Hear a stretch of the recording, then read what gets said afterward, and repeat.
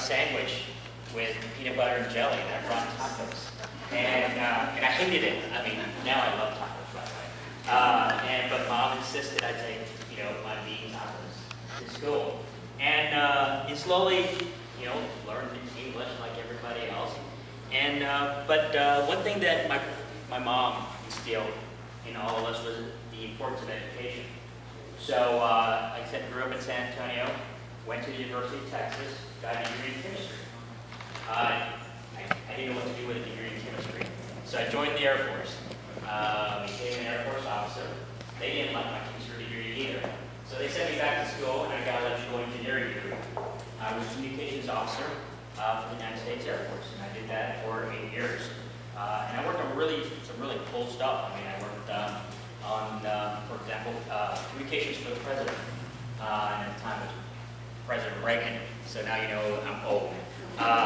But it was a really neat experience. I learned a lot. I learned a lot about leadership, about how to manage people, how to lead folks. And but I wanted to do more. I was not satisfied with being the captain of the United States Air Force, so I got out. Everybody thought I was crazy to get out there. I had a bright future in the Air Force. Well, I worked for a small company. They were a defense contractor, and I was their chief engineer. And but they didn't seem much smarter than I was. So if they can do it, why can't I? So I dug up some money. I mean, you know how hard it is to come up with money to start a business.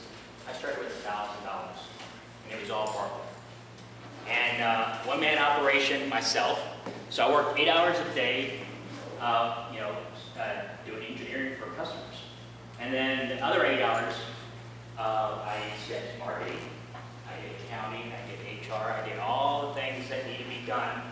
But I had to do it, after I had basically done my regular work for my employee, for my customer. And slowly started growing. Slowly started growing. The first 5 years, every employee quit on me. I was the worst manager. Nobody liked me. And as an engineer, a lot hierarchy. And what do you know about management? What do you know about taking care of people? And I didn't know what to do. So when everybody quit on me, I thought I had to do something different. Honestly, it's not working what I'm doing. And I started back in Illinois, the company, and moved to Denver, Colorado in 1994. We were about 35 employees at the time. We were small, but it was the right thing to do because we came to Denver because this is where the opportunities were. We were in the government contracting arena. We did work for the federal government, and it made sense. Colorado Springs was putting dollars out there for new contracts and new opportunities, so we did that. And we came out here, and sure enough, within the first year, we won a $25 million contract supporting Space Command, and which was great. The SBA got all excited about that, and by the way, the SBA is an incredible resource. I was at that time in their program, the 8A program, which is for socially and economically disadvantaged minorities. And that year, in 1995, I became the SBA Minority Small Business Person of the Year for the nation, and which is an incredible honor. The SBA was there to support me and help me, and they did a fantastic job. But it started growing, and everything looked like it was really good. We were doing about $7 million, and I lost focus on the company. The next thing I know is it's the day after Thanksgiving. I get a letter from my bank. It was FedEx to me. And it wasn't even my local rep. I get a letter saying that in the next 30 days they're cutting my line of credit off. I got about 100 employees at the time. So they're cutting my line of credit right at Christmas time.